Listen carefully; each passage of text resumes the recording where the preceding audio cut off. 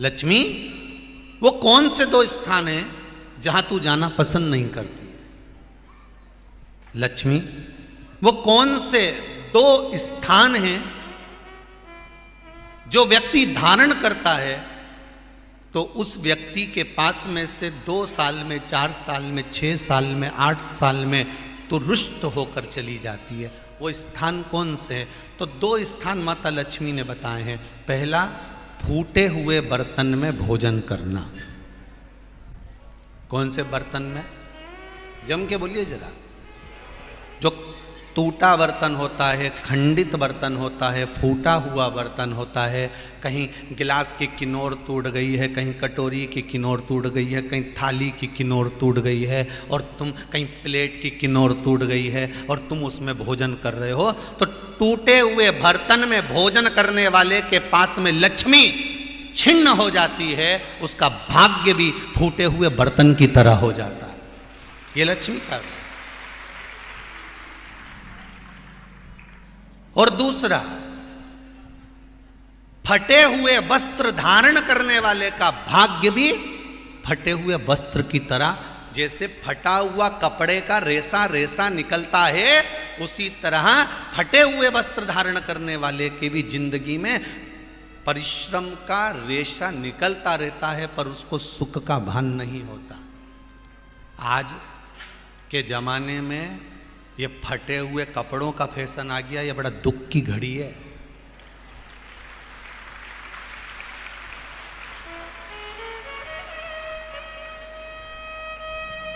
ये बड़ी दुख की घड़ी है महाराज, और लोग उसको फैशन समझ रहे हैं।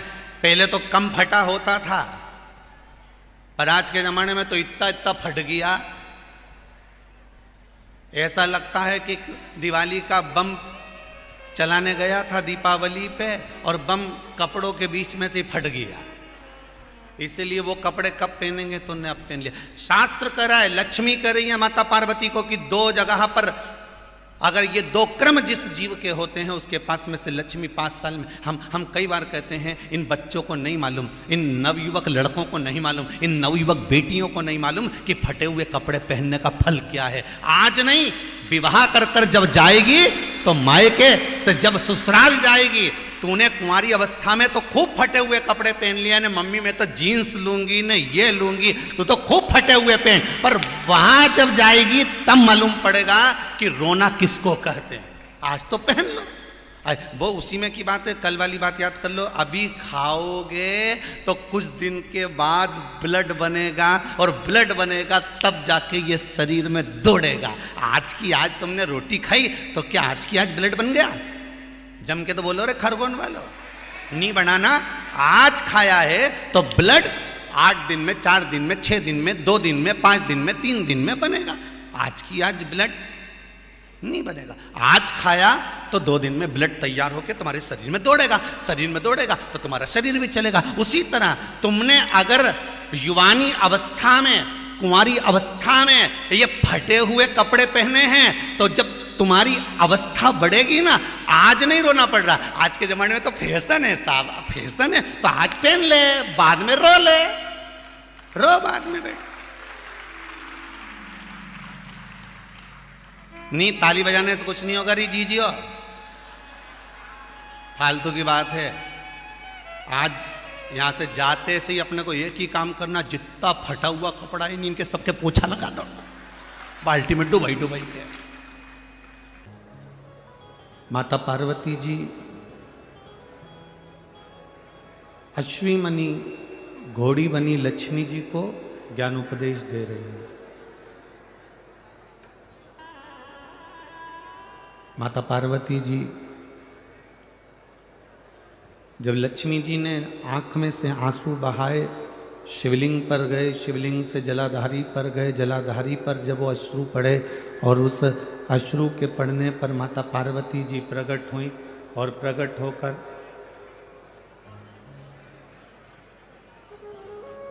होकर माता पार्वती जी जब सम्मुख में आई, माता पार्वती जब सामने आई तो उन्होंने लक्ष्मी जी को समझाया। माता लक्ष्मी से कहा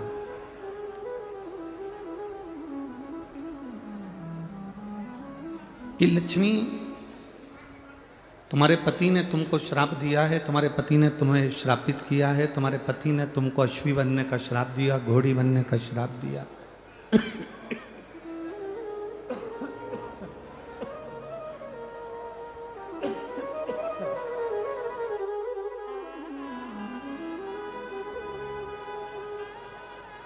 तुम्हें घोड़ी बनने का श्राप दिया, अश्वी बनने का श्राप दिया।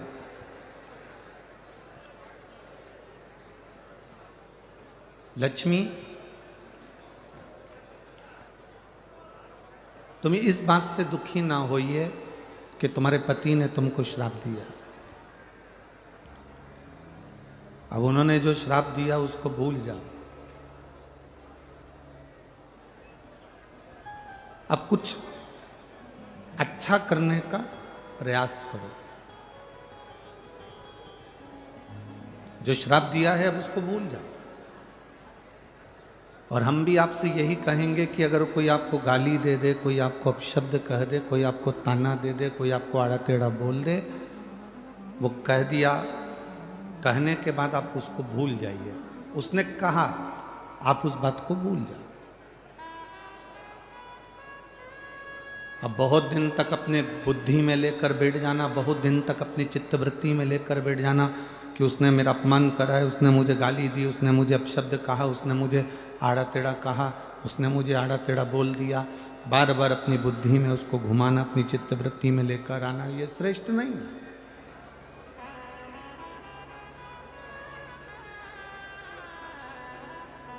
इसको श्रेष्ठता नहीं कहेंगे।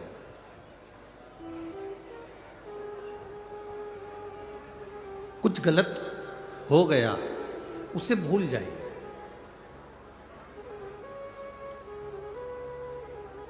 और भूलने के बाद फिर वापिस कुछ अच्छा करने का क्रम करिए। शिव महापुराण की कथा तो यहाँ तक कहती है कि अगर तुमको कोई गाली भी दे देना, अपशब्द भी कह देना, अगर तुम्हें कोई आड़ा टेढ़ा भी बोल देना, कोई आपको अपशब्द कह दे, आड़ा टेढ़ा कह दे, कोई गाली भी दे दे, तो भी शिव महापुराण की कथा कहती है कि आपको उससे बोलचाल बंद नहीं करना। सास ने कुछ शब्द कह दिया, बहू ने कुछ आड़ा टेढ़ा कह दिया, या किसी ने कोई शब्द कह दिया और आपने बोलना चालना बंद कर दिया, शिव महापुराण की कथा कहती है ये कभी ना करें।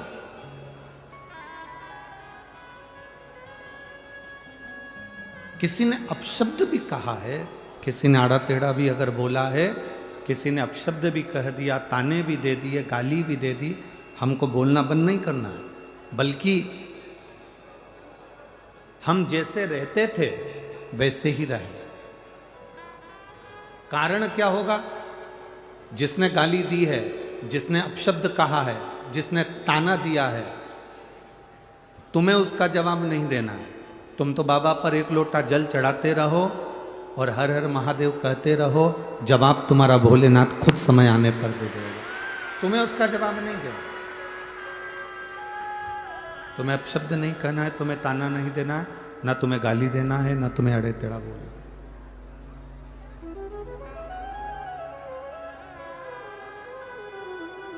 तुम तो अपना जो कर्म है, अपने कर्म में लीन रहिए, कर्म में लगे रहिए, अपने कर्म में लगे रहो, अपने कर्म में लीन रहो, बाकी का वो देख ले।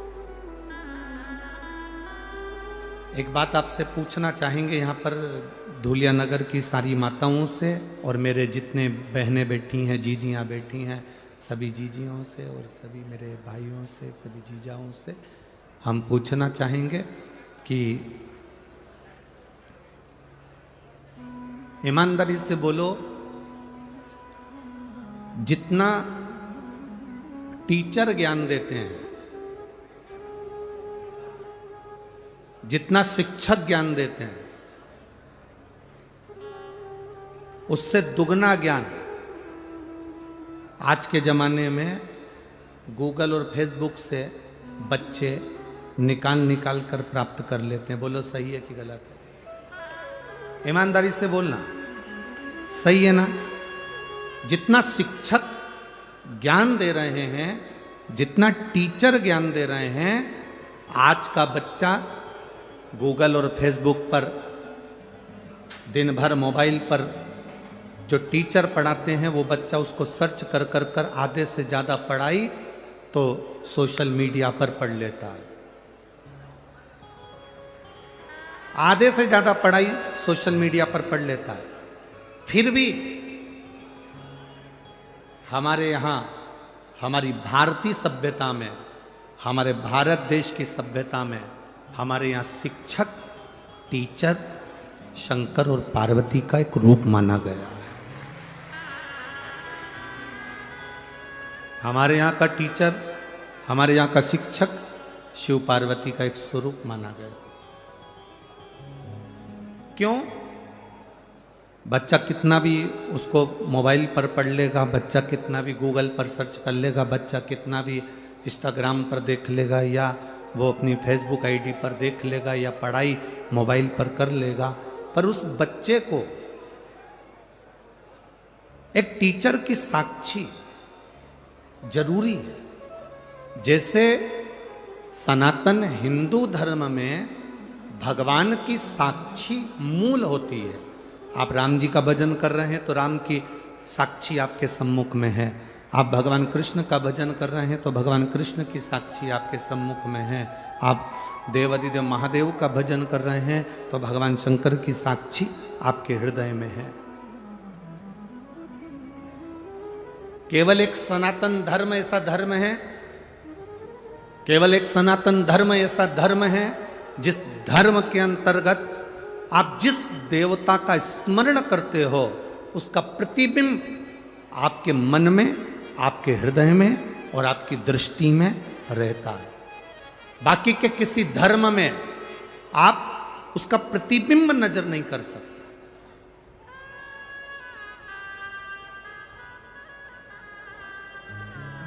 पर हमारे सनातन धर्म के अंतर्गत हम अगर शंकर भगवान को जल चढ़ा रहे हैं तो शिव का प्रतीक मानकर हम उसकी पूजन कर रहे हैं।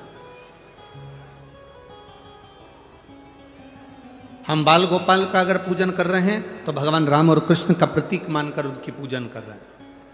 हम दुर्गा भवानी का पूजन कर रहे हैं तो जगत जननी धात्री का प्रतीक मानकर पूजन कर रहे हैं।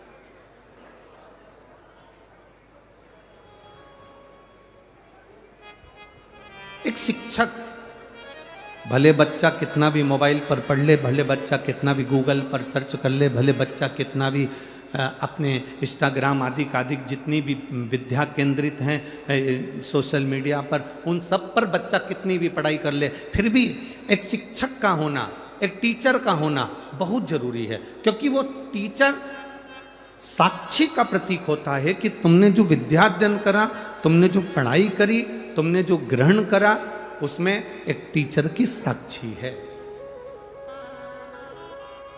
एक शिक्षक की साक्षी है। और मेरा निवेदन आज के टीचर और आज के शिक्षकों से केवल इतना सा निवेदन हमारा है, टीचर और शिक्षक ये कभी ना सोचें कि बच्चे मोबाइल पर पढ़ रहे हैं या गूगल पर पढ़ रहे हैं या ये सोशल मीडिया पर पढ़ाई कर रहे हैं, बल्कि आज के ज़माने के टीचर और शिक्षक का भार और ज़्यादा हो गया है। आज के ज़माने के टीचर और शिक्षक का भार ये बढ़ना चाहिए कि अब अगर बच्चे सोशल मीडिया पर पढ़ रहे हैं, बच्चे अगर गूगल पे सर्च कर कर पढ़ रहे हैं, बच्चे अगर मोबाइल पर पढ़ाई कर रहे हैं, तो आज के शिक्षक और आज के टीचर का कार्यभार और ये बढ़ जाना चाहिए कि अब बच्चे अगर मोबाइल पर पढ़ाई कर रहे हैं तो हम हमारे स्कूल में बच्चों को ये सिखाएं कि तुम किसी गलत व्यसन की ओर ना चले जाना, और उनका मोटिवेशन करते रहें, उनको समझाते रहें कि तुम गलत विचारों में ना जाए, गलत दृष्टि में ना जाए, गलत भाव में ना जाए।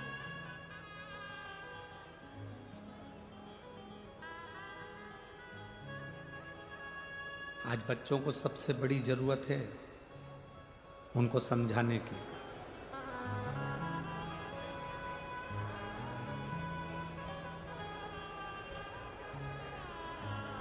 प्रथम गुरु कौन होता है? जम के बोलो जल्दी से। प्रथम गुरु कौन है? माँ। दूसरा गुरु कौन है? पिता। तीसरा गुरु कौन है? शिक्षक। चौथा गुरु कौन है? सतगुरु। पहले नंबर पर है मां। यहां इतनी सारी बुजुर्ग माताएं बैठी हैं, बूढ़ी बूढ़ी माताएं बैठी हैं, वयो माता बैठी हैं, 60 साल से ऊपर वाली भी बैठी हैं, तो 50 साल से ऊपर वाली भी बैठी है। हम दूर नहीं जाएंगे। आपके पास में जो बुजुर्ग माता बैठी हैं, आप उनसे एक बार जरा सा पूछो कि तुम्हारे पास में बैठी हुई बूढ़ी माता ने कौन से कॉलेज से MBA करा है। जितनी बूढ़ी माताएं बैठी हैं, इनसे पूछो इन्होंने कौन से कॉलेज से पढ़ाई करी। जितनी बूढ़ी माताएं बैठी हैं 60 से ऊपर, 70, 75, 80, 55, 50, जितनी 50 से ऊपर वाली बैठी हैं, इनसे पूछो कि ये कौन से कॉलेज में पढ़ी थी, इनने कौन सी पढ़ाई करी थी, ये कितनी पढ़ी लिखी हैं, ये कितनी विद्वान है। कोई कहेगी हमने तो भैया उस समय का 9वीं तक पढ़ाई करी है, कोई कहेगा हमने 10वीं तक पढ़ा है, कोई कहेगा हमने 12वीं तक पढ़ा है, कोई कहेगा हमने कॉलेज करा है, कोई कहेगा हमने 5वीं पढ़ा है, कोई कहेगा हमने 7वीं पढ़ा है। पर बुजुर्ग माताएं जितनी बैठी हैं, इन्होंने भले पढ़ाई करी ना करी, भले ये टीचर थी ना थी, भले ये शिक्षक थी ना थी, पर इन बुजुर्ग माताओं से पूछना, इन्होंने अपने बच्चों को जो संस्कार दिया वो आने वाली पीढ़ी नहीं दे सकती। ये बुजुर्ग माताओं ने जो अपने बच्चों को संस्कार दिया है वो आने वाली पीढ़ी नहीं दे सकती है। कई बार बुजुर्ग माताएं कह देती हैं, ए बहू हमारी तो जिंदगी निकल गई बेटा, अब तू देख ले और टिंकल टिंकल लिटिल स्टार देख ले। अब हमारी जिंदगी तो जो निकलना थी वो निकल गई।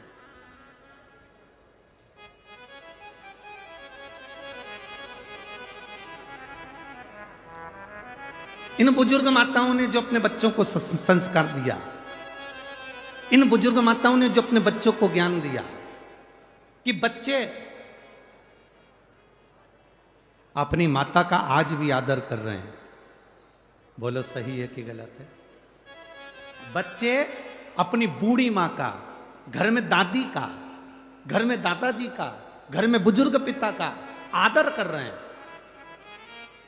जो बूढ़ी माँ ने ना तो पढ़ाई करी, ना कॉलेज गई, ना स्कूल गई, ना कहीं पढ़ने गई, उसके बाद भी अपने बच्चों को उसने संस्कार इतने अच्छे दिए कि आज उसका बुढ़ापा सही निकल रहा है और आने वाली पीढ़ी क्या संस्कार प्राप्त कर रही है और कैसे संस्कार उसको मिल रहे हैं, ये आप अच्छे से जानते हो। आज के समय में जरा सा बच्चा अगर मोबाइल देख रहा हो ना, उस समय पर बच्चे को तुम काम बता दो, उतनी देर में तुम बच्चे का मुंह देख लेना।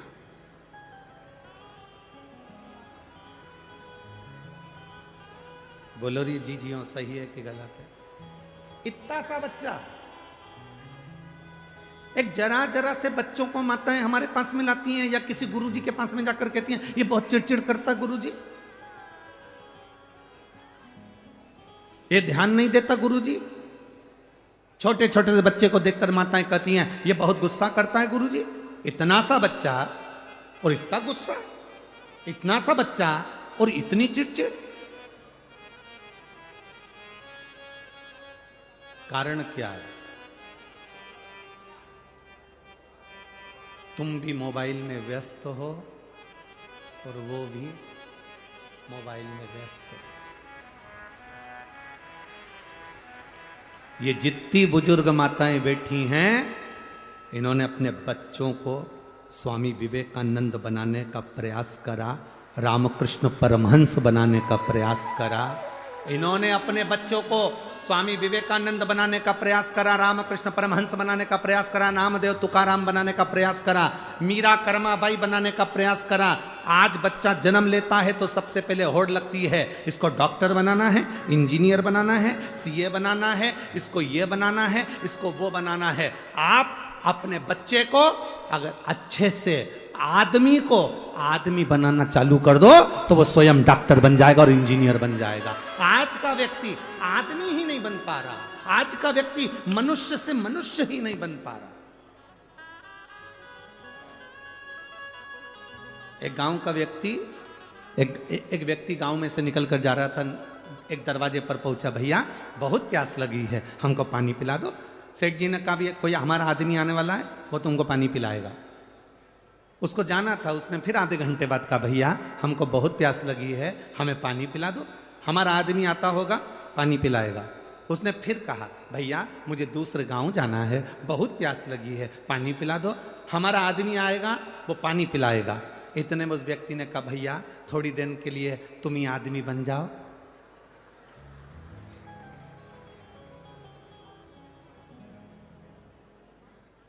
हम स्वयं आदमी नहीं बन रहे, हम स्वयं मनुष्य नहीं बन रहे। आज के जमाने में व्यक्ति को नेता बनना है, कलेक्टर बनना है, एसपी बनना है, डायरेक्टर बनना है, बहुत कुछ बनना है, पर आदमी नहीं बन पा रहा।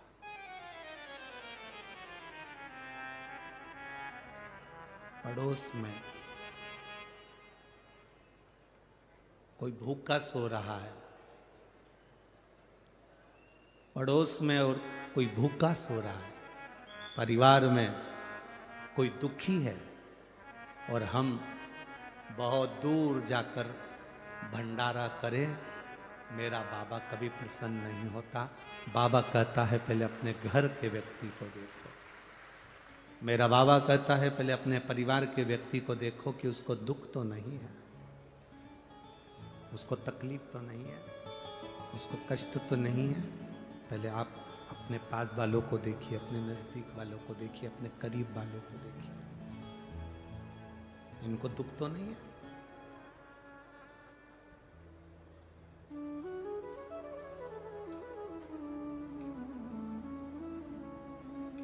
बनो।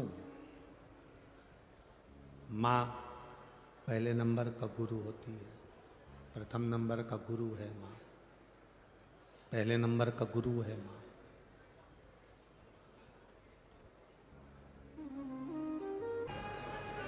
इक्कीस 21,600 श्वास में से सर्वश्रेष्ठ श्वास, सबसे अच्छी श्वास, 21,600 श्वास में से सर्वश्रेष्ठ श्वास अगर कोई होती है तो वो कौन सी होती है? जिसमें हम किसी भूखे को भोजन करा रहे हों, हम किसी प्यासे को पानी पिला रहे हों, या हम किसी दुखी के जीवन में उसके दुख को काटने में साथ दे रहे हों, तब समझना कि हमारी 21,600 श्वास में से वो श्वास श्रेष्ठ है। तब जानकर रखें कि हमारी उन समय की अवस्था में वो हमारी श्रेष्ठता है, उन श्वासों में हमारी सर्वश्रेष्ठता है।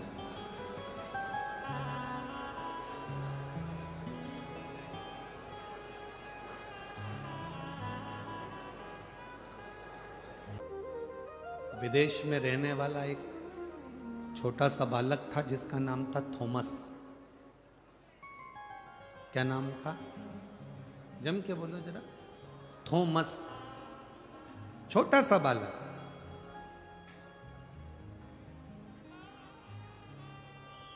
विदेशी स्कूल में विदेश का बालक पढ़ रहा था। थॉमस स्कूल जाता था। आज प्रिंसिपल ने थॉमस को बुलाया, हाथ में एक पत्र पकड़ा दिया, बंद कर कर लिफाफे में पैक कर कर थॉमस को दे दिया। थॉमस, ये पत्र आप अपनी मम्मी को ले जाकर दे देना। थॉमस, ये पत्र आप अपनी आई को ले जाकर दे देना, अपनी माता को ले जाकर दे देना। थॉमस उस पत्र को लेकर अपनी मम्मी के पास गया, आई के पास गया, माँ के पास गया। माँ से जाकर कहा, मम्मी, प्रिंसिपल ने आपके लिए पत्र दिया। थॉमस ने जब माँ को पत्र दिया तो उस पत्र को माँ ने पढ़ा। बेटे ने पूछा, माँ स्कूल के प्रिंसिपल ने पत्र में क्या लिखा है? मां कहती है पत्र में लिखा है कि तुम्हारा बेटा बहुत ज्यादा विद्वान है, बहुत विद्वान है तुम्हारा बेटा, इसके लायक हमारे स्कूल में टीचर नहीं है। ये बच्चा इतना विद्वान है कि इसके लायक हमारे पास में टीचर नहीं है।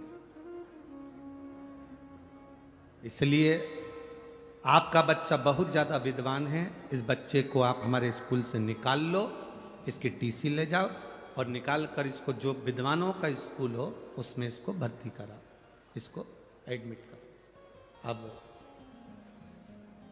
माँ ने लिफाफा बंद करा, पैक करा, लॉकर में रख दिया ड्रॉज में, और माँ अपने बच्चे से कहती है तेरे लायक वो स्कूल नहीं है क्योंकि तू बहुत विद्वान है, इंटेलिजेंट है, इसलिए अब तू एक काम कर, घर में पढ़। थॉमस घर में पढ़ने लगा। मां पढ़ी लिखी नहीं थी पर बच्चे के सामने बैठी रहती थी, रसोई घर में रसोई बनाती और भोजन बनाने के बाद अपने बच्चे को टाइम देती, कपड़े धोने के समय पर कपड़ा धोती, अपने बच्चे को समय देती, बच्चे से कहती बेटा पढ़ो, मैं बैठी हूं, तुम जो सुनाओगे मैं सुनूंगी। मां ने अपने बच्चे को आज तक नहीं बताया कि मैं कौन सी क्लास तक पढ़ी हूं, मुझे नहीं मालूम। थॉमस की मां ने एक बार भी नहीं कहा कि मैं कौन सी क्लास तक पढ़ी हूं, तुम पढ़ो और मुझे सुनाओ। थॉमस ने घर में पढ़ना प्रारंभ करा, पढ़ना प्रारंभ करा, पढ़ते पढ़ते अपनी माँ को सुनाना प्रारंभ करा।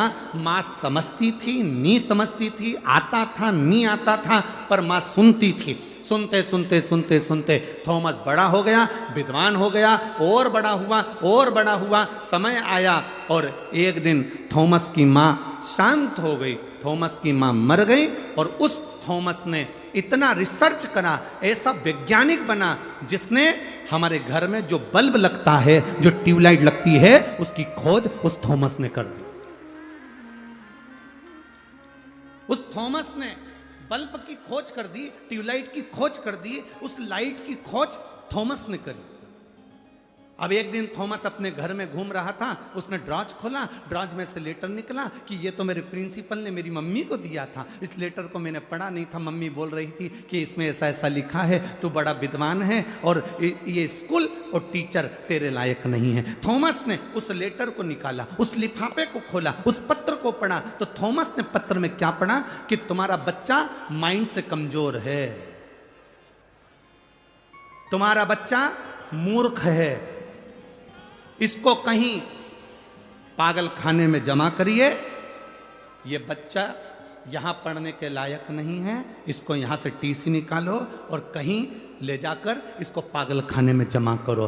मां ने उस पत्र को छुपा दिया, और पत्र को छुपाने के बाद मां ने अपने बेटे को उज्जवल बनाने का प्रयास करा, जैसे थॉमस की मां ने उज्जवल बनाने का प्रयास करा, वो उज्जवलता तुम में आना चाहिए।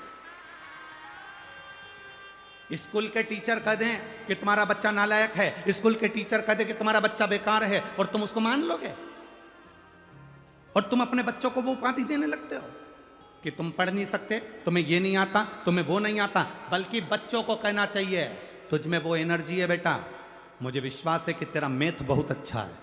बच्चा कहता मेरा मैथ अच्छा नहीं है, बच्चा कहता मेरी विज्ञान अच्छी नहीं है, बच्चा कहता मेरी अंग्रेजी ठीक नहीं है, उस बच्चे को तुम्हें कहना मैंने तेरी राइटिंग देखी है, तो बहुत अच्छा लिखता है, तो बहुत अच्छा पढ़ता है, मेरा विश्वास कहता है तो मैथ में सबसे ज़्यादा नंबर ला सकता है, ये मेरा भरोसा कहता है। वो बच्चे का आप बल बढ़ाओगे, परंतु आप टीचर कह देते हैं कि ये बच्चा इसमें कमजोर है, ये बच्चा ऐसा है, और आप उस बच्चे को वही कहना चालू कर देते हैं, तुझमें तो अकल ही नहीं है, तू तो नालायक है, तू तो पढ़ता ही नहीं है, ध्यान देता ही नहीं है, तू तो विद्वान है ही नहीं। सुबह से शाम तक हर घर की माँ अपने बच्चे के पीछे ऐसी पड़ी रहती है, ऐसी पड़ी रहती है। पहले की माताएं अपने बच्चों के पीछे ऐसे नहीं पड़ती थी, देखती थी, काम करती जाती थी, बच्चा लिखता जाता था, काम करती जाती थी, बच्चा पढ़ता जाता था। और पहले भी कलेक्टर होते थे, पहले भी एसपी होते थे, पहले भी डीएसपी होते थे, और आज भी कलेक्टर हैं, और आज भी एसपी और डीएसपी।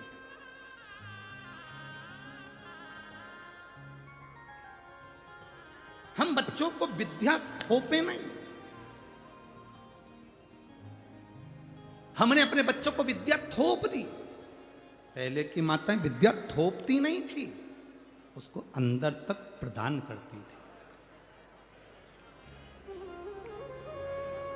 अंदर तक प्रदान करती। हम क्या दे रहे हैं अपने बच्चों को? सुबह से उठती हैं माताएं और चिल्लाना चालू कर देती है, तैयार हो जाओ, स्कूल की वैन आने वाली है, गाड़ी आने वाली है। पहले सुबेरे सुबेरे से आवाज आती थी, हरे राम राम राम हरे हरे, हरे कृष्णा। अब सुबह से आवाज आती, उठ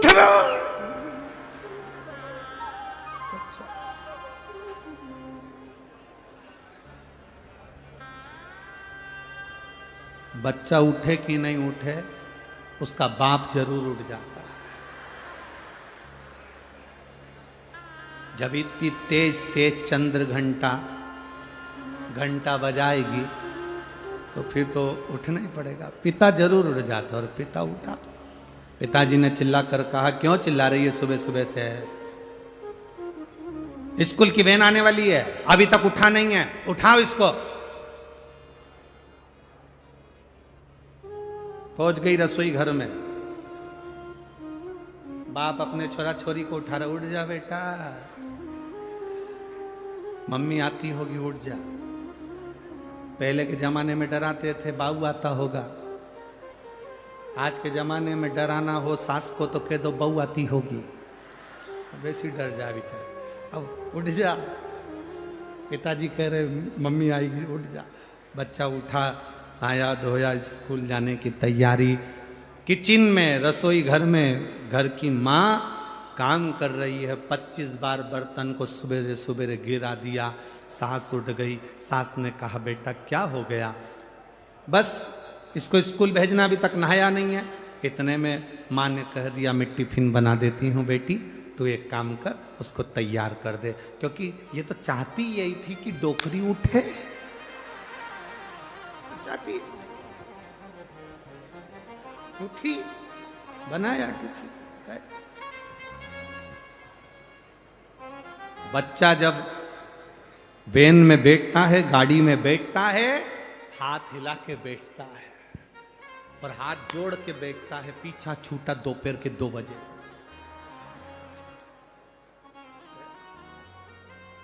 कहां? बच्चों को विद्या थोपना नहीं है, बच्चों को विद्या ग्रहण करने का एक तरीका उसकी जिंदगी में लाकर छोड़ना है।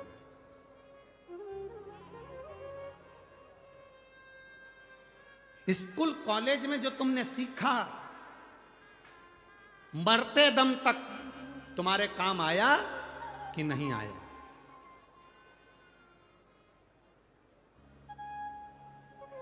साइन थीटा, कॉस थीटा तुम्हारे काम आया कि नहीं आया? स्कूल में, कॉलेज में जो तुमने सीखा वो तुम्हारे काम आया कि नहीं आया ये पता नहीं, पर शिव महापुराण की कथा जरूर कहती है, जो तुमने अपने घर में अपनी मां से, अपने पिता से जो संस्कार ग्रहण करे हैं, वो मरते दम तक तुम्हारे काम आते हैं।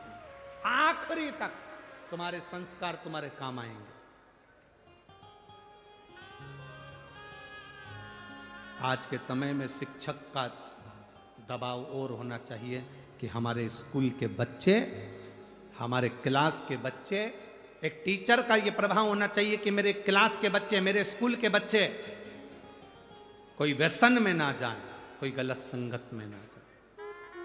ये बच्चे बहुत जरूरी है हमारे।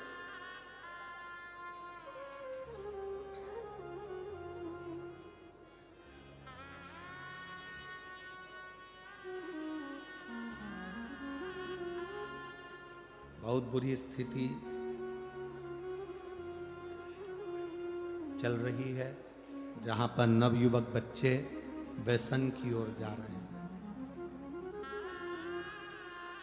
बहुत विचित्र स्थिति, उसमें हमें बचना है। और मत बुरे कर्म कर बंदे, वरना पछताएगा।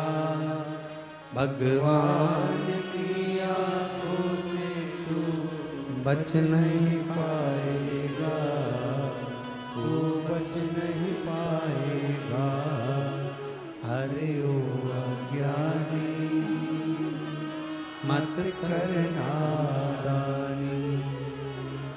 अरे ओ अज्ञानी, मत कर नादानी।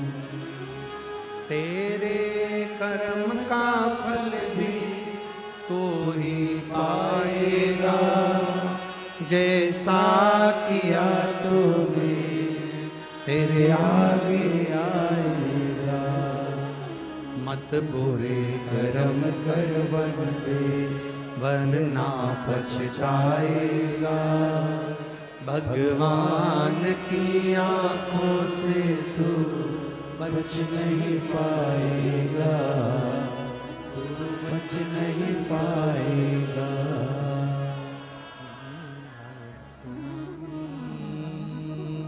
मत कर नादानी। अरे ओ अज्ञानी, मत कर नादानी। मौका मिला है, शरीर मिला है, इसको सदुपयोग में लगाना, सतमार्ग पर लगाना, अच्छी जगह पर लेकर जाना। पार्वती जी ने लक्ष्मी जी से कहा, लक्ष्मी,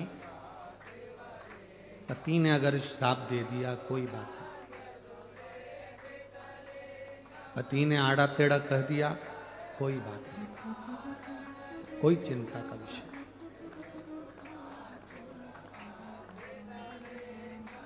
सास अपशब्द कह दे, दिल में लेकर कभी मत जाओ। ए मेरी जीजियों, जितने इस आस्था चैनल के माध्यम से कथा सुन रहे हैं, जितने फेसबुक के माध्यम से कथा सुन रहे हैं, यूट्यूब पर सुन रहे हैं, और इस पंडाल में आज कम से कम इस पूरे प्रांगण में 8 से 9 लाख लोग भक्त भरे पड़े हैं। जितने पंडाल के आसपास में हैं, उससे ज़्यादा लोग पेड़ों की छांव में, हम कहेंगे लगभग यहाँ से आधा किलोमीटर दूर भी, हम तो चैनल वालों से कहेंगे कि अगर आपको दिखता हो तो यहाँ से वो दूर तक के पेड़ पौधे देख लो। जिन जिन पेड़ पौधों को आप कवर कर सकते हो, उन पेड़ पौधों के नीचे, पहाड़ के ऊपर, टेकरी पर, गाड़ियों पर, जहाँ आप कवर करें वहाँ तक कवर कर सकते हैं। और इनको देखें कि इनकी भक्ति की लगन कितनी प्रबल है, जो शंकर को प्राप्त करने के लिए अपना घर छोड़कर यहाँ पर, इनकी भक्ति की लगन। जितने इस सभा में बैठे हैं, जितने इस पंडाल के सम्मुख में बैठे हैं, जितने इस शिव महापुराण की साक्षी में बैठे हैं, और जितने आस्था चैनल और फेसबुक यूट्यूब पर कथा सुन रहे हैं, इन सब बहनों से निवेदन और सब भाइयों से निवेदन, किसी के शब्द को, अच्छे शब्द हो, उसको जिंदगी में उतार लो। कुछ अच्छा मिल रहा है उसको उतार, कुछ अच्छा प्राप्त हो रहा है उसको ले लो। एक उत्तर दोगे क्या धुलिया वालों? बोलो तो जम के। कुएं का जल, बावड़ी का जल, हापसी का जल, तालाब का जल, समुद्र का जल, बारिश का जल, नल का जल, ट्यूबवेल का जल, क्षीर सागर का जल, खड्डे का जल, जितने जल हैं, इन सभी जलों में सर्वश्रेष्ठ जल कौन सा?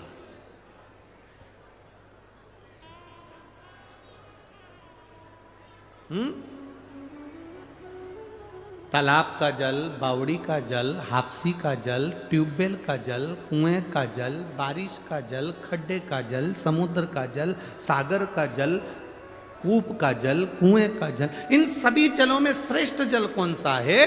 अगर आप अंदाजा लगाएंगे तो आपके स्मरण में आएगा, इसमें सर्वश्रेष्ठ जल अगर कोई सा होता है तो वो समुद्र का जल होता है। कारण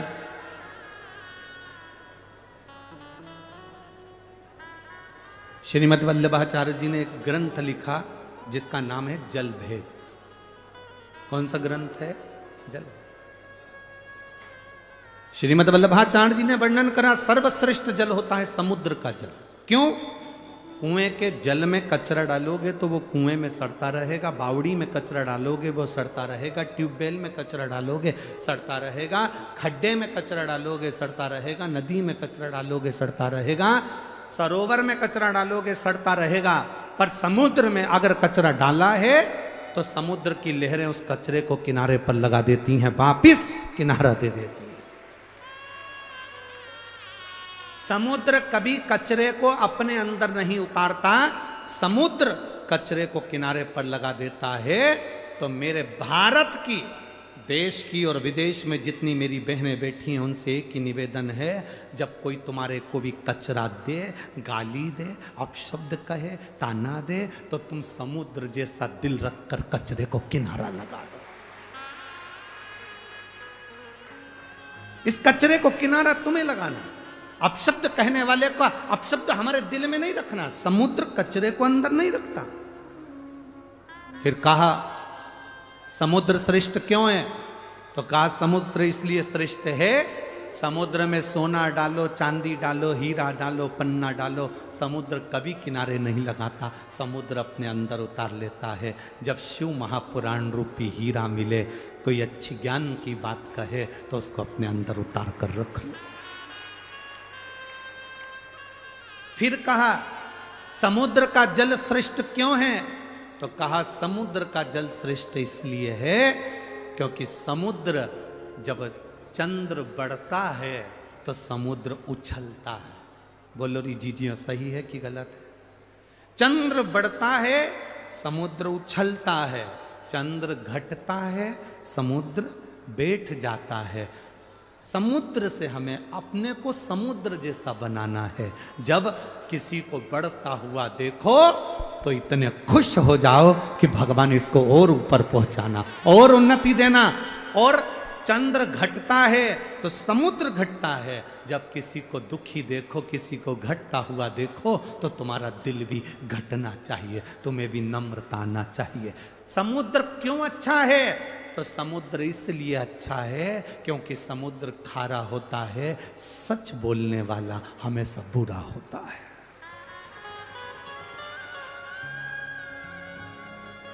देश विदेश में बैठी हुई मेरी माताओं को, मेरी बहनों को, मेरी जीजियों को, मेरे जीजाओं को, मेरे बच्चों को, मेरी बेटियों को मैं निवेदन करूंगा इस व्यासपीठ से, महालक्ष्मी शिव महापुराण की कथा धूलिया नगर से चल रही है। आज सबसे ज्यादा केस अदालत में, सबसे ज्यादा अगर केस हैं तो प्रॉपर्टी के केस नहीं हैं। आज अदालत में सबसे ज्यादा केस अगर कोई चीज के नहीं, अगर किसी के मर्डर के केस नहीं हैं, किसी प्रॉपर्टी के केस नहीं हैं, जमीन जायदाद के केस नहीं हैं, भाई भाई के केस नहीं हैं। आज पूरे भारत की अदालत में सबसे ज्यादा केस हैं तो तलाक के केस हैं। भारत की सबसे ज्यादा अदालतों में अगर केस चल रहे हैं तो तलाक के चल रहे हैं। समझौता नहीं बैठ पा रहा, एक दूसरे का सामंजस्य नहीं बैठ पा रहा। जरा सी बात में विवाद हुआ, माँ ने कह दिया जा मेरे घर पर, कमी है क्या? अपने यहाँ कोई कमी है क्या? छोड़िए तेरा ससुराल। और बेटी घर पर जाकर बैठ गई। इधर पति रुष्ट होकर बैठा, बेटी रुष्ट होकर बैठी। माँ ने कह दिया दूसरी शादी करा देंगे। अगर बेटी के भाग्य में अच्छा लिखा होता तो पहले ही भेरू अच्छा मिल जाता, अब तो 4 करा ले तो भी वैसा ही मिलने वाला है। इसलिए जैसा मिला है उसको निभाने का प्रयास करो, उसको समझाने का प्रयास करो, उसको संजोने का प्रयास करो, उसको समाजस बिठाने का प्रयास करो। लड़के से कहो तेरी धर्म पत्नी अच्छी है, उसको लेकर आ, जा प्रार्थना कर, ससुर के पास जा, सास के पास जा। जाकर कहा जब शंकर भगवान अपनी सती के लिए दक्ष प्रजापति के यहाँ जा सकते हैं, जिस दक्ष प्रजापति ने शंकर भगवान को अपशब्द कहा था, श्राप दिया था कि तू शमशान में निवास करेगा, इसके बाद भी मेरे भोले बाबा दक्ष प्रजापति के दरवाजे पर जाकर अपने ससुर से बात करते हैं अपनी धर्म पत्नी के लिए। तो तुम अपनी बेटे से क्यों नहीं कहते कुछ नहीं, जाओ लेकर आओ उसको, हो गई ना बात, खत्म करो, लेकर आओ। बेटी को समझाओ कोई बात नहीं, जाओ। अगर मान ले तू दूसरी शादी करेगी और वो भी ऐसे ही निकल गया तो मम्मी मैं शादी नहीं करूंगी, मेरे को शादी नहीं करना, तो जिंदगी कैसे निकलेगी बेटा? मैं तो अकेली रह लूंगी। ये संसार, दुनिया के लोग एक किसी की मुर्गी रोड पे मिल जाए तो वो मुर्गी ले जाए, तो आज का व्यक्ति किसको छोड़ रहा है संसार में? किसको छोड़ रहा है? संभलो, अपनी जिंदगी को सार्थक बनाने का प्रयास करो।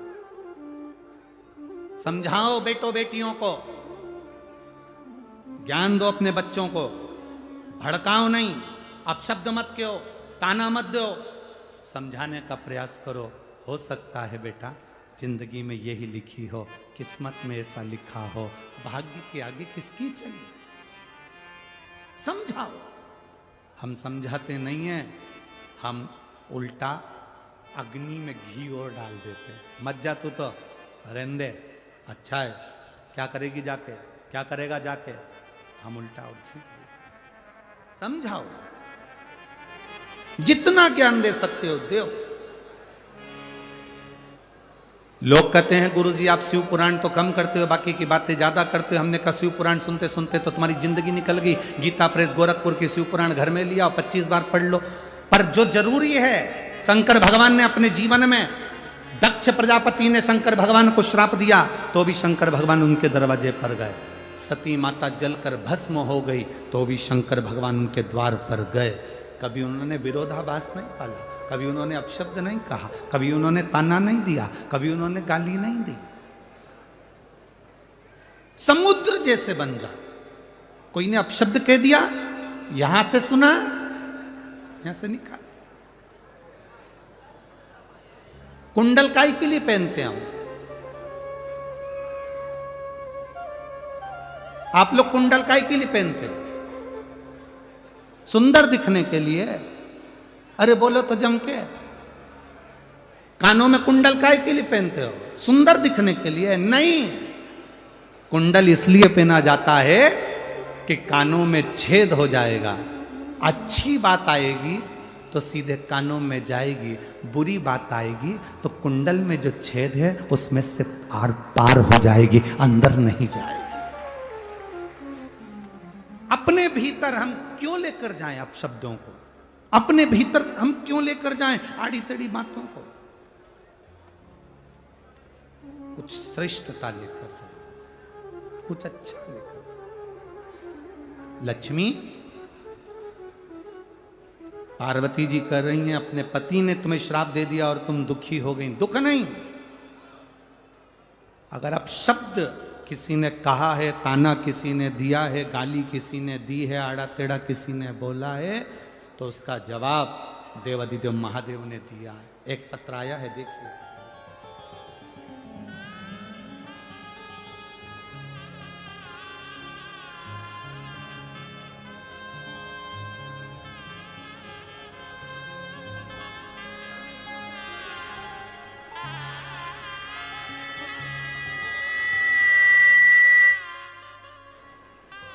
मेरा नाम राहुल गिरासे है, राजपूत। सो विशाली गिरासे, राजपूत, गांव नवापुर, जिला नंदुरबार, महाराष्ट्र। मेरा मोबाइल नंबर ये है, कहीं बैठी हो तो हाथ हिला सकती हैं। अगर कहीं बैठी हो तो हाथ हिला सकती हैं। श्री राहुल गिरासे, सो विशाली गिरासे, नवापुर, जिला नंदुरबार, महाराष्ट्र। मोबाइल नंबर ये है। कहीं बैठी हैं? अच्छा ठीक है, हाथ हिला दो एक बार। हाँ ठीक ठीक है, दिख है। गुरुजी, मेरी बेटी धृति की उम्र 5 महीने है। 2 महीने पहले 25 जुलाई को मेरी बेटी धृति के ब्रेन में इन्फेक्शन हो गया। कई लोगों ने उसको ब्रेन हेमरेज कहा। अब बेटी 5 महीने की है, 2 महीने की बेटी का ब्रेन खराब हो जाना, ब्रेन हेमरेज हो जाना या ब्रेन में पस पड़ जाना, नसें काम नहीं करना, पूरा मेरी बेटी ने काम करना बंद कर दिया, उसका दिमाग काम नहीं करता था। तो मेरी बेटी जब 2 महीने की, उसको ले जाकर हॉस्पिटल में भर्ती करा। डॉक्टरों ने उसका ब्रेन खराब बता दिया, उसका ब्रेन में ट्यूमर टाइप का बता दिया, उसको एडमिट करा। उसका ब्रेन काम करना बंद कर दिया तो उसको वेंटिलेटर पर डाल दिया। वेंटिलेटर पर डाला, मेरी बेटी को डॉक्टर ने कह दिया हम वेंटिलेटर पर से इस लड़की को हटाएंगे और 2 या 3 घंटे बाद तुम्हारी बेटी मर जाएगी, इसकी श्वास नहीं चलेगी क्योंकि इसका ब्रेन ट्यूमर फट चुका है। अब 2 महीने की बच्ची का ब्रेन बेकार हो जाना, क्या स्थिति होगी? गुरुदेव,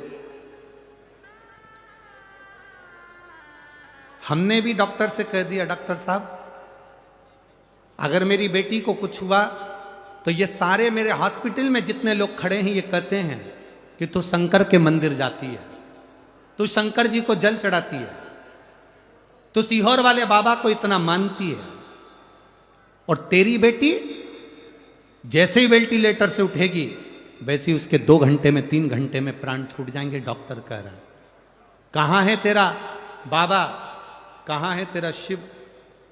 मैंने अपने परिवार वालों से कहा कि मेरे घर पर रुद्राक्ष रखा है, उस रुद्राक्ष को पानी में गला दो और शिव जी को चढ़ाकर ला दो। रात भर का इंतजार नहीं कर सकते तुम तो अभी की अभी पानी में डाल दो। रात भर अगर पानी में डाल लेंगे तो समय लगेगा। बेटी को सीहोर का लाया हुआ रुद्राक्ष पानी में डालकर शंकर जी को चढ़ाकर बेटी को तुरंत उसी जल को उठाकर शिव जी का चढ़ा हुआ बेटी के मुख में दिया। गुरुदेव, डॉक्टर ने तो कह दिया था कि ये 3 घंटे में मर जाएगी, इसको ले जाओ। हम वेंटिलेटर पर से उतार कर लड़की को लिया है, उसका ब्रेन ट्यूमर फट चुका था, ब्रेन खराब हो चुका था, डॉक्टर के हिसाब से इसका ब्रेन काम नहीं कर रहा था, पर हम उस बेटी को अपने घर लिया। डॉक्टर ने कहा इसको ले जाओ क्योंकि मरेगी तो सही, इसको लेकर जाओ।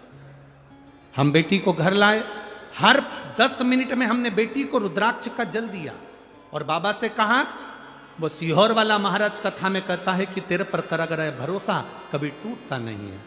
अगर वो कहता है तो शिव कहता है बाबा टूटने मत देना।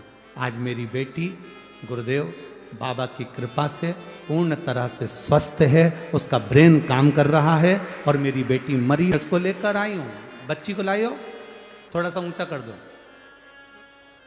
चैनल वाले उसको क्लोज कर कर आस्था चैनल पर और उस पर दिखा सकते हैं।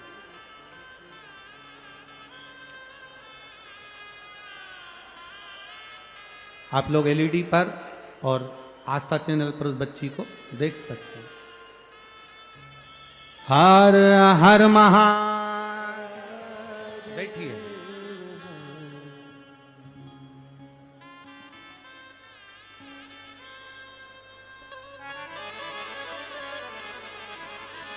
हमारे बीच में महाराष्ट्र शासन के कैबिनेट मंत्री, धुलिया के पालक मंत्री माननीय श्री गिरीश भाऊ महाजन जी यहाँ पधारे हुए हैं। एक बार जोरदार ताली बजाकर उनका स्वागत, वंदन, अभिनंदन। बहुत बहुत साधुवाद है जो भगवान देव अधिदेव महादेव की पवित्र कथा का लाभ आप ले रहे हैं, उसके लिए साधुवाद। शिव है वो,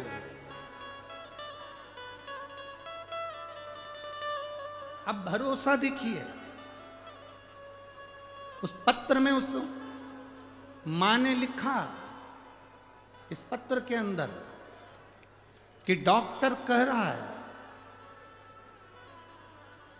2 से 3 घंटे के अंदर ये बच्ची मरेगी, जैसी वेंटिलेटर पे से उतरे आप इसको ले जाओ। पर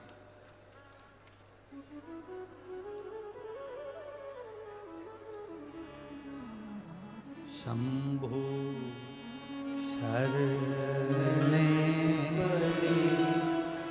मांगो घड़ी है, दूध काटो दया करी न दर्शन आपो। दया करी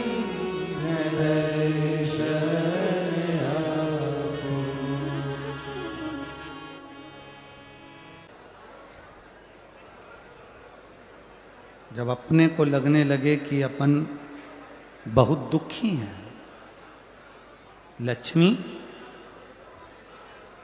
आपको लग रहा है कि आप दुखी हैं, परमार्थ का कार्य करना प्रारंभ कर दो।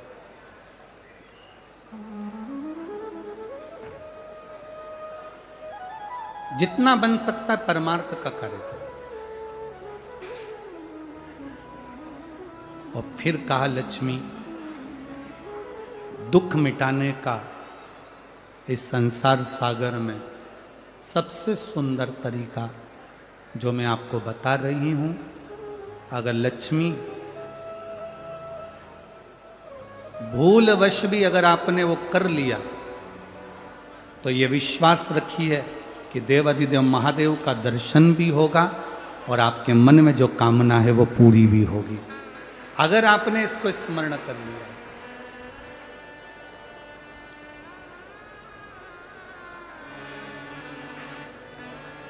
लक्ष्मी जी ने हाथ जोड़कर निवेदन करा, पूछा, मैं अंदर से बड़ी दुखी हूं, बहुत तकलीफ है, बहुत कष्ट है, बहुत ज्यादा दुख है, कष्ट है।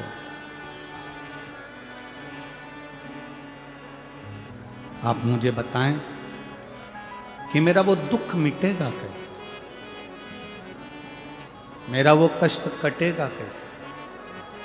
जो पार्वती जी ने लक्ष्मी जी को कहा है दुख मिटाने के लिए उपाय जो बताया, वह आप भी अपनी जिंदगी में धारण करिएगा। सुनो लक्ष्मी,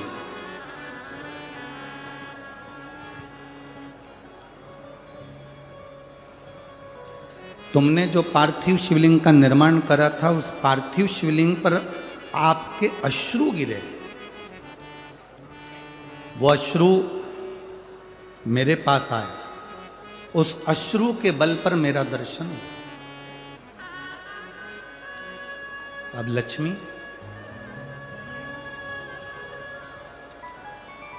इस संसार सागर में भूमंडल पर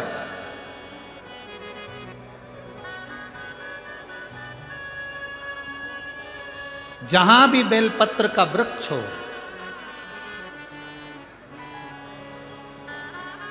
इस भूमंडल पर, इस संसार सागर में जहां पर भी बेलपत्र का वृक्ष हो, उस वृक्ष की छांव में आप प्रतिदिन प्रदोष काल में यदि बेलपत्र के वृक्ष का दर्शन कर कर शिव नाम का जाप करोगी तो भगवान देवाधिदेव महादेव का दर्शन अवश्य होगा और दुख कटेगा। एक कथा आप लोगों ने अगर सुनी होगी, पहले हमने एक बार परली बैजनाथ में सोमानी जी कथा कराए थे। तो परली बैजनाथ में जब सोमानी जी कथा कराए थे तो उसमें हमने एक बात कही थी, उसका स्मरण यदि आपके अंदर होगा तो आपको स्मरण में आ जाएगा।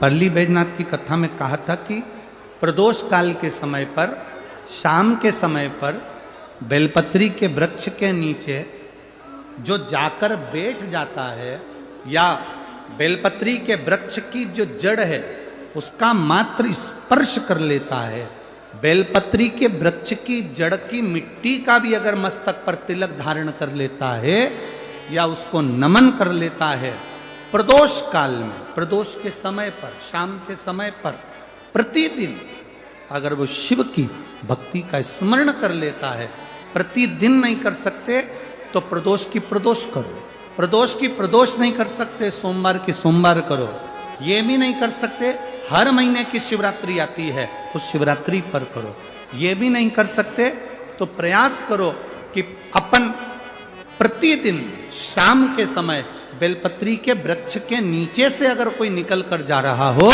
उसका मात्र दर्शन हो जाए तो तो भी हमारा दुख आधा समाप्त हो जाए, तो भी उसका दुख समाप्त हो।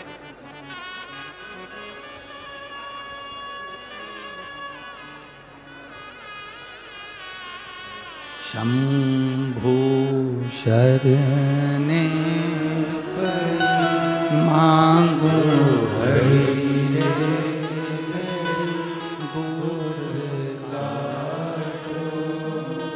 दया करी दर्शन आपो। ये दुख समाप्ति का सबसे मूल केंद्र बिंदु है। मतलब अगर हम कहें कि अगर दुनिया के व्यक्ति को बहुत ज्यादा दुख है, बहुत ज्यादा कष्ट है, बहुत ज्यादा बीमारी है, बहुत ज्यादा रोग है, बहुत ज्यादा तकलीफ है, तो बेलपत्री के वृक्ष की छांव सुख देती। एक पत्र आया है, देखिए।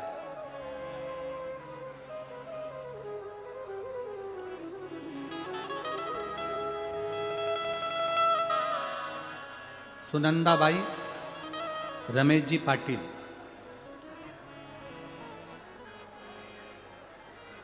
कृषिनगर धूलिया। कहीं बैठी हो तो हाथ हिला सकती हैं। अगर कहीं बैठी हो तो हाथ हिला सकती हैं। शांति बनाओ सब लोग कृपया।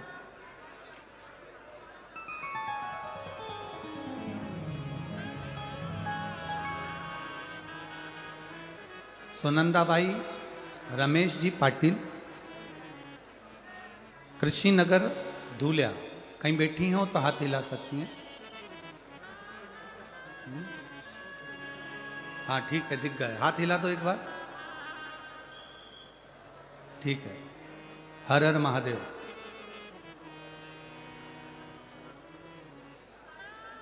सुनंदा जी आप ही खुद हैं? स्वयं आई हैं? हाथ हिलाओ।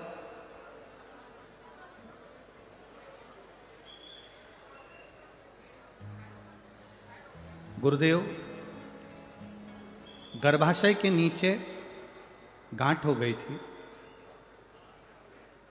जब मेरे दोनों बच्चे मुझे खानदेश कैंसर सेंटर धूले यहाँ ले गए और वहाँ जांच के बाद पता चला कि मुझे गर्भाशय के नीचे जो गांठ हुई है, उस गांठ को उसमें से थोड़ा सा पस निकाल कर उसको भेजा गया जांच के लिए, जिसके अंतर्गत मुझे कैंसर बताया गया।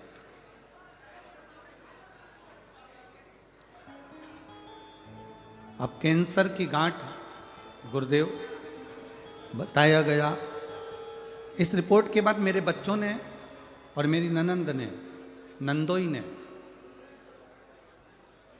हमारे फैमिली डॉक्टर को दिखाया और उन्होंने भी एक दो हॉस्पिटल में हमारी जांच कराई, जिसके अंतर्गत हमें कैंसर बताया। फिर टाटा हॉस्पिटल मुंबई गए, जहाँ पर बच्चों ने मुझे दिखाया तो वहाँ पर भी कैंसर था। बच्चों की आंखों में आंसू भर गए। उपचार चालू करा।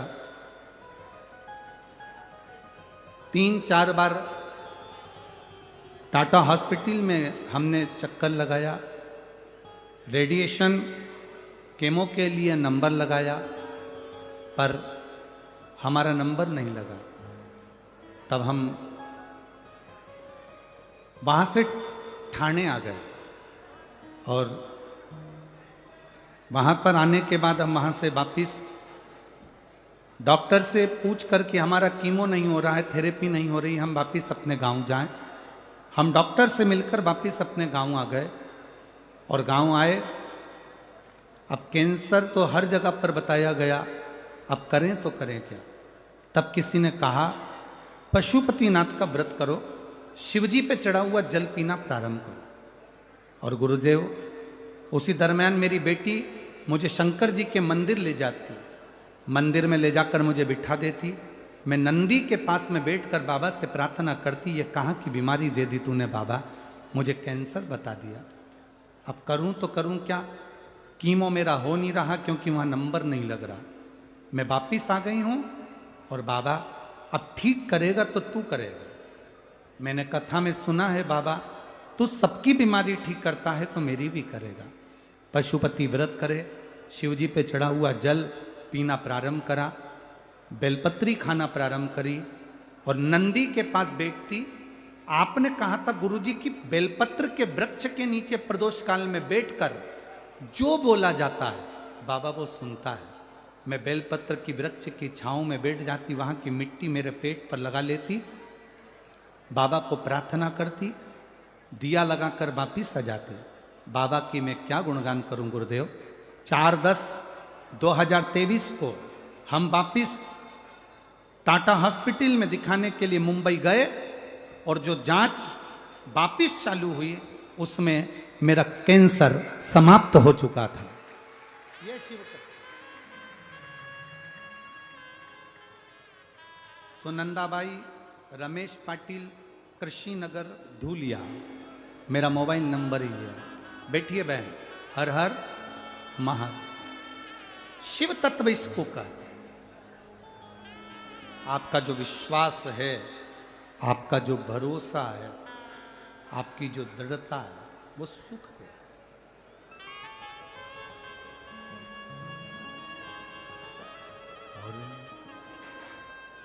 खाली न जाता कोई दर से तुम्हारे, खाली न जाता कोई दर से तुम्हारे, मैं भी खड़ी हूँ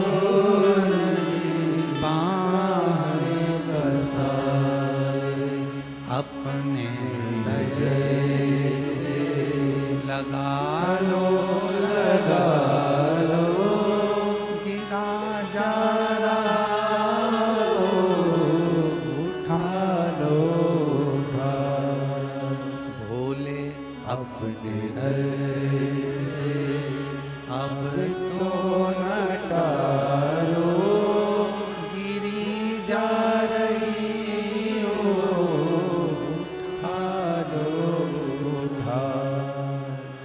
जो दिल से पार्वती जी लक्ष्मी जी से कह रही हैं। महालक्ष्मी शिव महापुराण की कथा कहती है कि लक्ष्मी अगर बेलपत्र के वृक्ष के नीचे से कोई निकल कर आ रहा है और उसकी शरीर की रज का भी स्पर्श हो जाए तो तुझे शिव का दर्शन हो।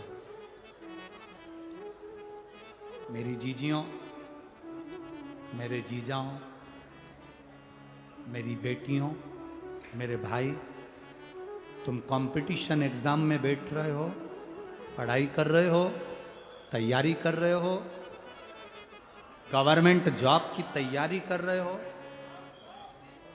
ये जितने पत्र यहाँ पर रखे हैं, जितने पत्र यहाँ पर हैं, इस चौकी के नीचे भी जितने पत्र रखे हैं, यहाँ पर भी जितने पत्र रखे हैं, आप उन पत्रों में से सारे पत्र निकाल कर देखना। जिन जिन बेटों ने, जिन जिन बेटियों ने गवर्नमेंट जॉब की तैयारी करी और शंकर भगवान पर भरोसा कर कर और अपना कर्म पूरा कर कर एग्जाम दिया, उनकी नौकरी लगी। कम से कम इसमें से 70% पत्र ऐसे हैं जिसमें नौकरियां लगी। जहां बच्चों को सुख का अनुभव हो।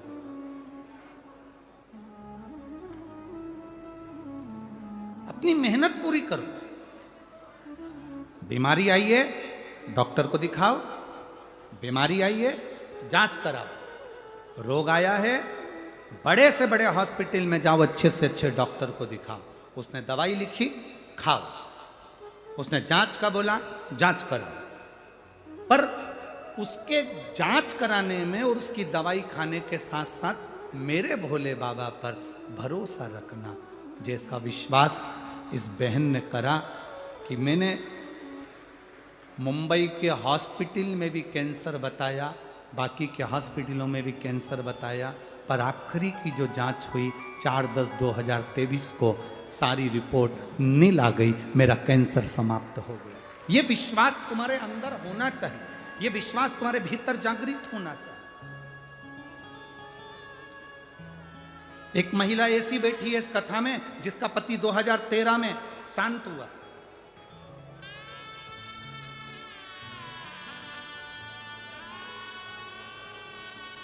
जिसका पति 2013 में शांत हुआ।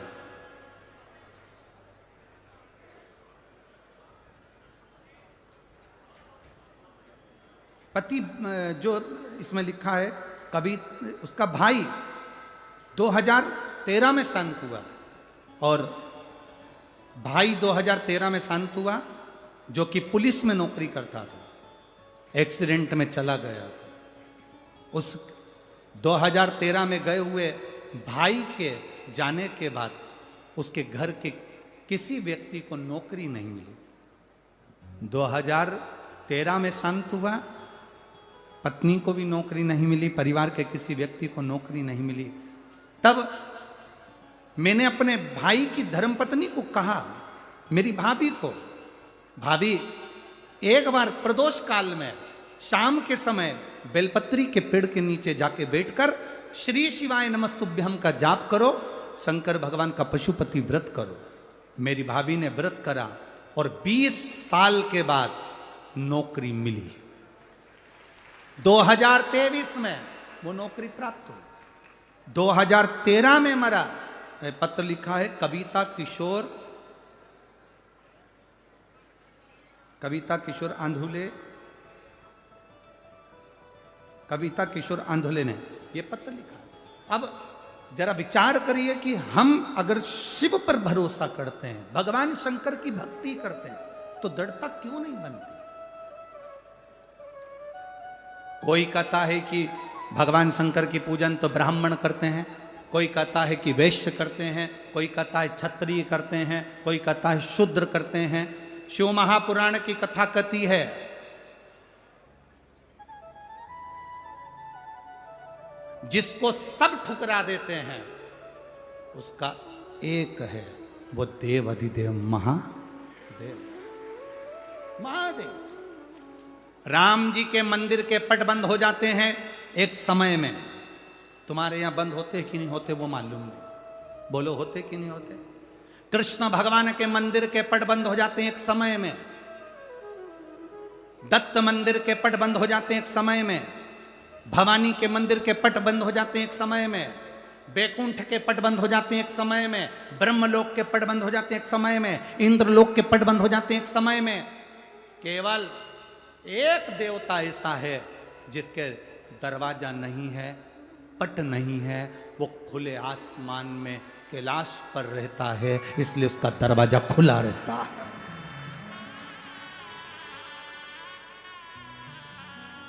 लोग कहते हैं ब्राह्मण अलग, कोई कहता है ब्राह्मण हम उच्च हैं, कोई कहे वैश्य उच्च है, कोई कहे क्षत्रिय उच्च है, कोई कहे शूद्र उच्च है। मेरे राम जी महाराज ने पृथ्वी पर प्रकट हुए थे तो मेरे राम जी के जन्म के समय पर 4 हाथ थे।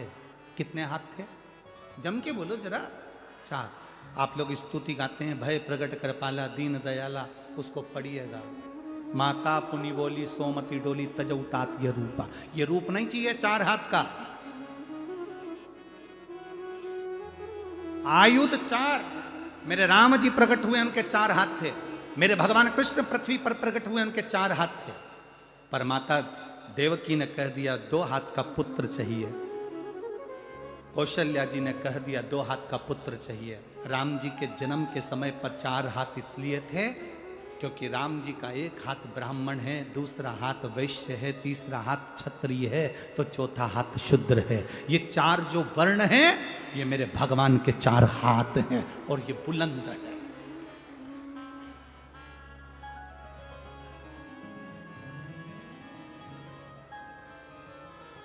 जो दुनिया में जितनी जातियां हैं, दुनिया में जितनी समाजें हैं, चाहे वो ब्राह्मण हो, चाहे क्षत्रिय हो, चाहे वैश्य हो, चाहे शूद्र हो, इन सब का अगर कोई देवता है तो केवल एक देव अधिदेव महादेव है।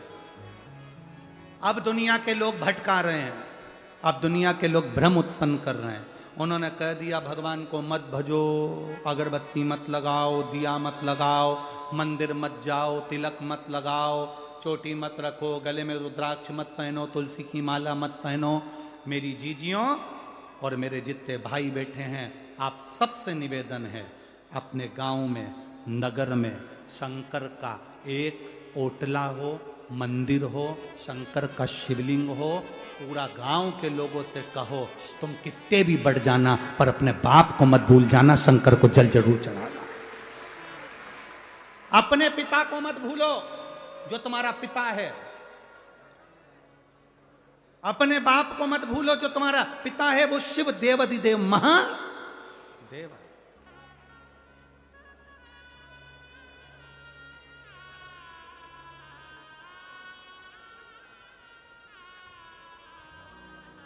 उसको नहीं भूल, कैसे भूल सकते? वो करुणा इतनी करता है, शिव है, कृपा सागर कहते हैं उसको, करुणा सागर कहते हैं उसको। जब आप लोग,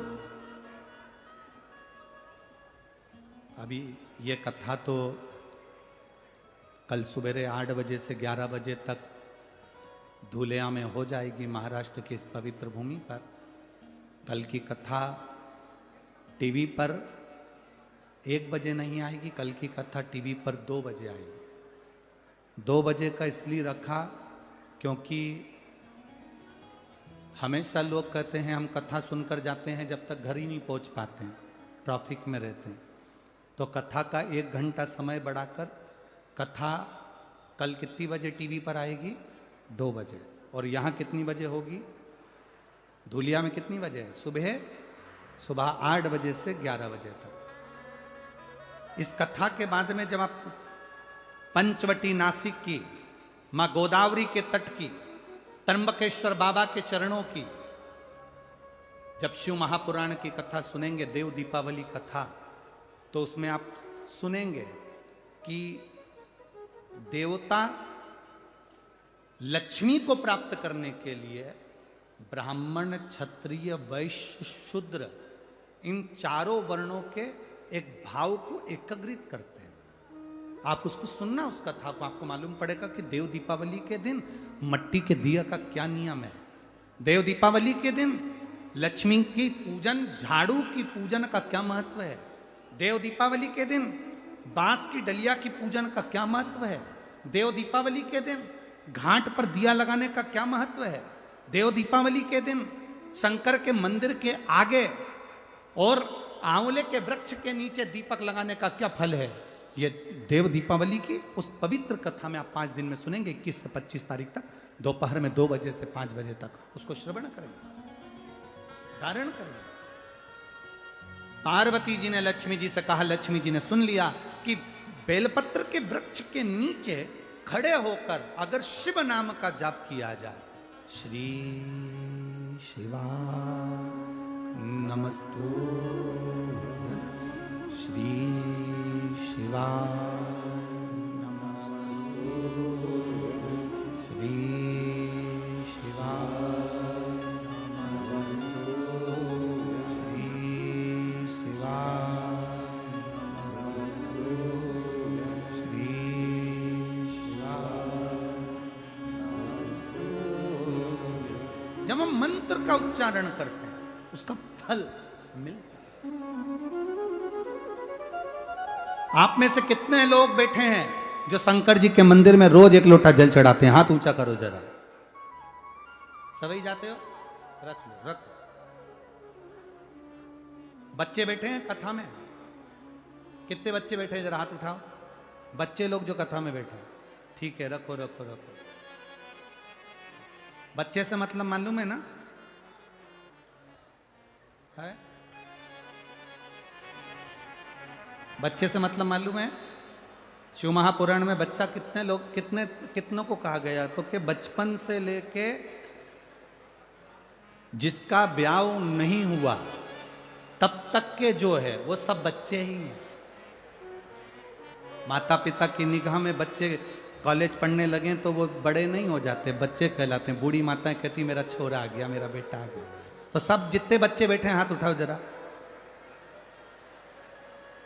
अब ज्यादा हो गए ना तुम? अच्छा, तुम भी दूसरे को बच्चा समझ रहे थे, है? ठीक है। अब जितने बच्चे हाथ नीचे रखो, खड़े होने का नहीं बोला, नीचे बैठो, बैठो बैठो, वापिस बैठो, बैठो, बैठ जाओ। अब जितने बच्चे जिनकी शादी नहीं हुई तब तक के हो, बचपन से लेके तब तक के हो, तुम्हारी गोदी में छोरा छोरी हो, उनका भी हाथ उठा देना हो। तो जितने बैठे हो, आप में से कितने बच्चे हैं जो रोज शिव के मंदिर में जाकर जल चढ़ाते हैं? उठाओ जरा हाथ, ईमानदारी से उठाना हो। हाँ, बहुत सारे, धर लो धर लो धर लो। और जो शंकर जी के मंदिर में जल चढ़ाने नहीं जाते, वो आज कार्तिक के महीने में, दामोदर मास में नियम ले लेना कि मैं अब शिव के मंदिर में एक लोटा जल जरूर चढ़ाऊंगी, चाहे मुझे कॉलेज जाना पड़े, चाहे मुझे स्कूल जाना पड़े, चढ़ा कर जाऊंगा। मैं बाबा को रिझाए बिना नहीं, बहुत जरूरी, बहुत जरूरी। अपने स्थान पर बैठकर भगवान देव अधिदेव महादेव से अपने मन की बात बड़े भाव के साथ दिल से प्रार्थना करिए। आज कथा का चतुर्थ दिवस है, कल कथा विराम हो जाएगी। दामोदर मास में, कार्तिक महीने में आप बाबा से प्रार्थना करने का जो सौभाग्य मिला है, उसको दिल से बाबा से कहें। जहाँ कार्यकर्ताओं को जगह मिले वो वहाँ बैठकर बोलें, पर बैठकर सब प्रार्थना करें। श्री शिवाय नमस्तुभ्यं, श्री शिवाय नमस्तुभ्यं, श्री शिवाय नमस्तुभ्यं, श्री शिवाय नमस्तुभ्यं, श्री शिवाय नमस्तुभ्यं। भोला सब दुख काटो भार, ओ भोला सब दुख काटो भार। शिव शंकर जप तेरी माला, भोले बाबा जप तेरी माला। भोला सब दुख काटो भार, ओ भोला सब दुख काटो भार। देश मंगल मंगलकारी, देश मंगल मंगलकारी। शमशान वासी हमारा, शमशान वासी हमारा। ओ भोला सब दुख काटो भार, ओ भोला सब दुख काटो भार। शिव कथा कहती है, लक्ष्मी जी ने बेलपत्र के वृक्ष के नीचे साधना करना प्रारंभ करा। जैसे ही माँ लक्ष्मी ने बेलपत्र के वृक्ष के नीचे साधना करना प्रारंभ करा, तो देवाधिदेव महादेव कुछ ही समय में, प्रदोष काल के समय पर लक्ष्मी जी के सामने शंकर भगवान प्रकट हुए। शिव जी ने पूछा, लक्ष्मी तुम्हें क्या चाहिए? लक्ष्मी जी कहती हैं, मेरी ये अश्व की योनि, मुझे अश्वी बनना पड़ा, घोड़ी बनना पड़ा। इस अश्व की योनि से मैं मुक्त हूं,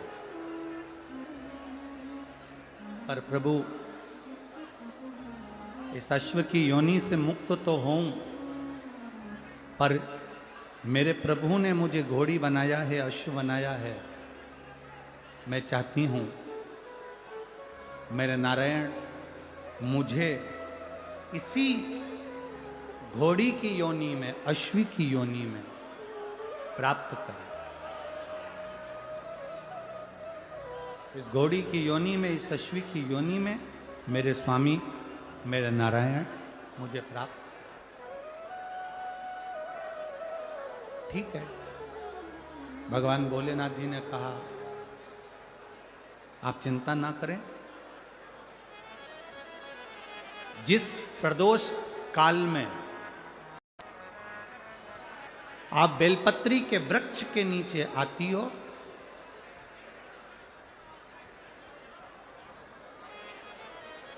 दुनिया का कितना भी दरिद्र व्यक्ति हो,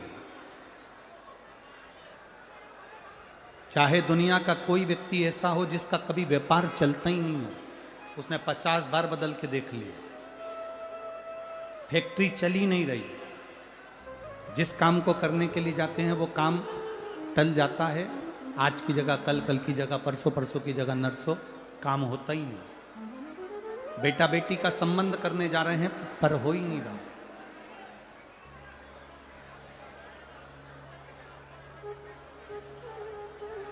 कितना भी दरिद्र से दरिद्र व्यक्ति है, कितना भी दीन से दीन व्यक्ति है, एक नियम वो अगर अपनी जिंदगी में बना ले, प्रदोष काल में, प्रदोष के समय पर बेलपत्री के वृक्ष के नीचे एक बार जाकर नमन करना और प्रदोष काल में शंकर भगवान के मंदिर में दिया लगाना, ये दो चीजें अगर वो 3 महीना भी लगातार कर ले तो उसके जीवन में कभी कोई समस्या आ ही नहीं सकती, कोई दुख आ ही नहीं सकता। एक नियम बना, जैसे जिस नारी को, जिस पुरुष को, जिस बच्चे को, जिस बड़े को चर्म रोग हो जाता है, चमड़ी सफेद पड़ने लगती है, जब चमड़ी सफेद पड़ने लगती है, चर्म रोग जैसा जब हो जाता है या चर्म रोग उसको घेरने लगता है, चमड़ी जब सफेद पड़ने लगे या चमड़ी काली पड़ने लगे, या चर्म रोग सोराइसिस जैसी बीमारी तक के लिए है हमारे।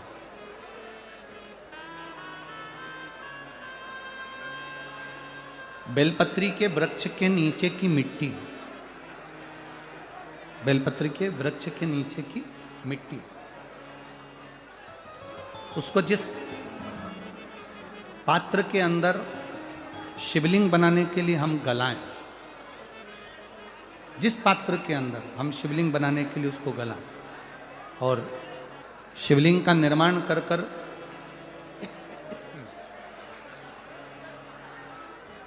हम बेलपत्री के वृक्ष के नीचे उसका पूजन करें, उसका विसर्जन करें।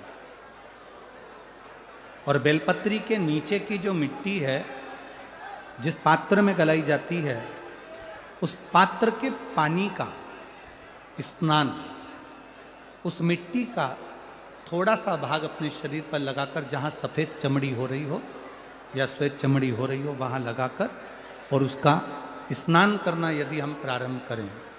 परंतु प्रदोष जैसे अपन शंकर भगवान के मंदिर जाते हैं, दर्शन करते हैं, पूजन करते हैं, उसी तरह बेलपत्री के वृक्ष के नीचे की मिट्टी को गलाकर हम शिवलिंग का निर्माण करते हैं। स्नान करना या शरीर पे लगाने के साथ में सबसे ज़्यादा जरूरी है शंकर भगवान के उस शिवलिंग की पूजन करना, पार्थिव लिंग की पूजन करना। लगभग 2 शिवरात्रि निकलेगी महीने की, और बाबा जहाँ जहाँ से चमड़ी सफ़ेद हो रही होगी वहाँ वहाँ से धीरे धीरे बाबा अपने असली रंग को देना प्रारंभ कर देता है। इतना बेलपत्री के वृक्ष की पार्थिव लिंग निर्माण और पूजन की उस मिट्टी का इतना वर्णन हमारे शास्त्र करते हैं, इतना वर्णन।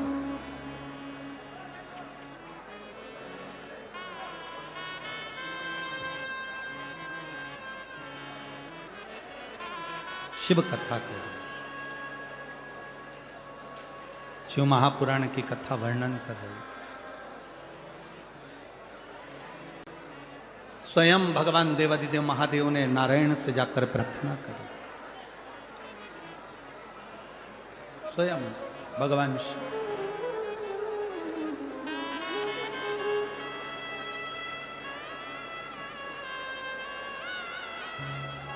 शंभु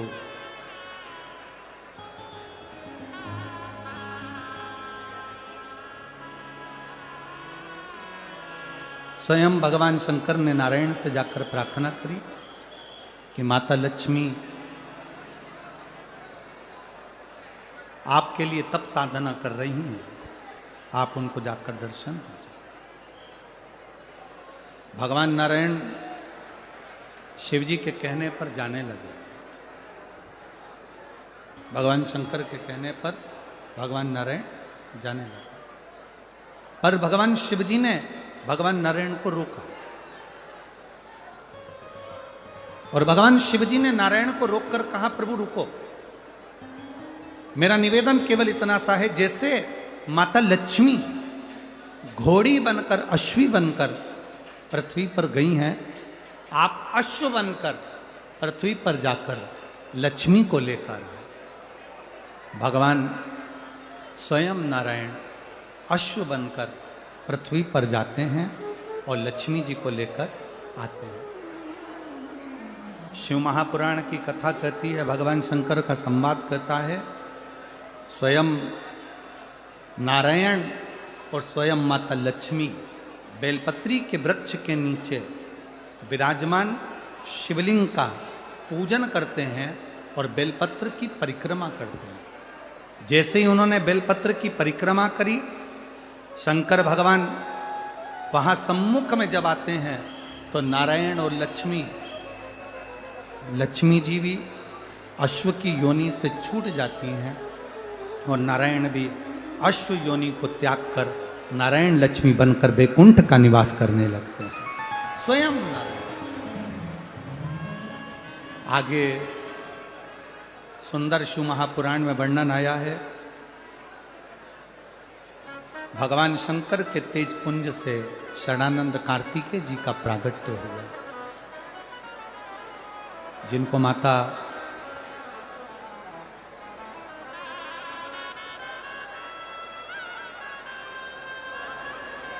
पार्वती जी ने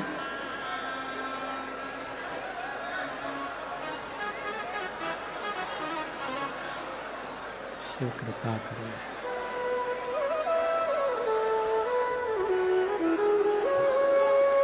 शरणानंद कार्तिकेय जी का संवाद आता है, जहाँ पर माता पार्वती जी स्वयं कार्तिकेय बाबा से कहती हैं कि कार्तिकेय, तारकासुर के हृदय में तुम्हारे पिता शिव बसते हैं, इसलिए आप तारकासुर का जब संहार करने के लिए जाओ तो हृदय में बाण ना छोड़ो, हृदय में कोई बाण ना छोड़ा जाए। तब स्वयं कार्तिकेय जी ने तारकासुर का संहार करा, पर हृदय में बाण नहीं छोड़ा। आगे समय के अनुकूल शिव महापुराण की कथा कहती है, माता पार्वती जी ने भगवान शिव जी से भगवान गणेश और कार्तिकेय के मंगल विवाह का प्रसंग का वर्णन किया। भगवान गणेश जी रिद्धि सिद्धि को लेकर पधार रहे हैं, जोरदार ताली बजाएं। बोल श्री गणेश जी महाराज की।